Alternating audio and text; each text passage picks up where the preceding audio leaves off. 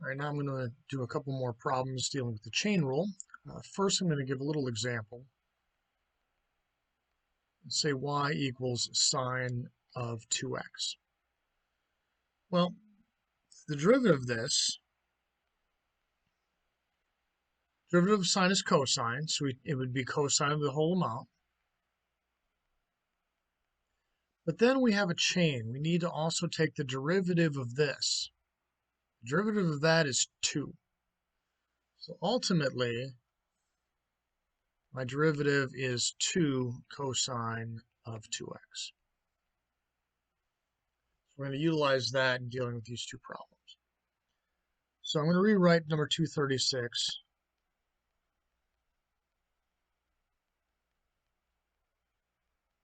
Taking a square root means raising it to the 1/2 power.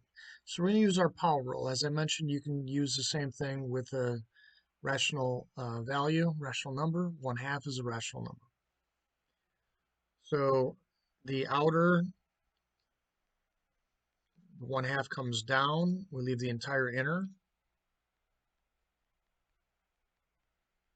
And this is 1/2 minus 1, is using our power rule. Now we've got to take the derivative of the inside. And the beginning of it, well, the derivative of 6 is 0. Derivative of secant is secant tangent of whatever the values are. So that'll be secant of pi x squared times tangent of pi x squared. But then we have one more step.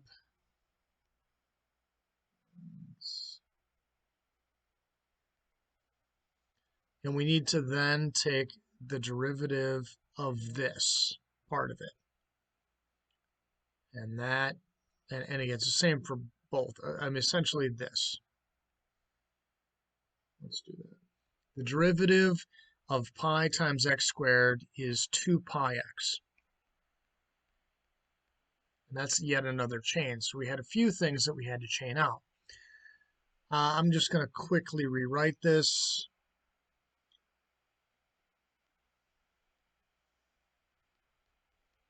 So this will be to the negative 1/2. 1/2 minus 1 equals negative 1/2, or negative square root.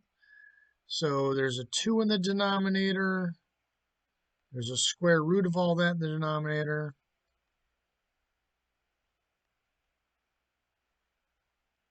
And our numerator has the rest of this. So it looks like 2 pi x secant of pi x squared, and then tangent of pi x squared. And that's your derivative using the chain rule. Now let's try this bottom one. All right, again, this 3 is the exponent, so y prime, excuse me, equals 3 times cotangent squared of 4x plus 1. I can put that all in parentheses, put the 2 in the outer if I want. And then I need to chain it using, excuse me, this whole thing, not just the inner part. I need to take the derivative of this whole thing, but without the 2. So let's move the 2, in fact. We're going to take the derivative of this part. Derivative of cotangent is negative cosecant squared. Excuse me. It's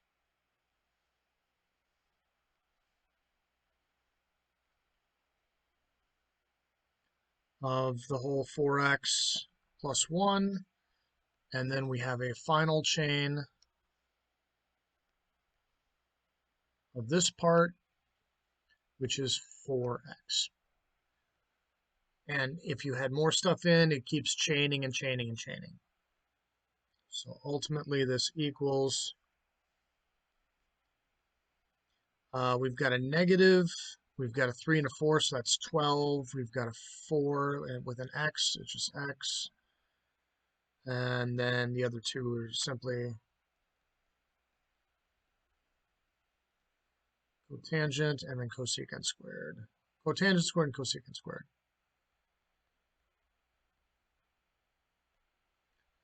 And that would be our final answer for